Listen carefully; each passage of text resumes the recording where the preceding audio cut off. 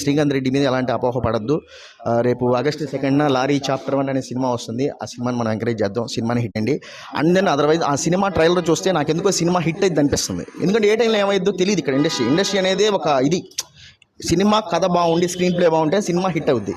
అయితే అది ఆ ట్రైలర్లో ఏదో ఉంది అనిపిస్తుంది. Cinema sure shot blockbuster August 2 lorry chapter 1 world wide Telugu, Tamil, Kannada, Hindi, Bengali పక్కా హిట్ సినిమా. తప్పకుండా నచ్చుతుంది మీకు. నా సినిమాలో ఉన్న డైలాగులు కానీ, పాటలు కానీ, సెంటిమెంట్ కానీ, ఎమోషన్ కానీ, కామెడీ కానీ చాలా ప్రాపర్ గా కష్టపడి మీనింగ్ఫుల్ గా తీసాము. బడ్జెట్ ఎంత బ్రో?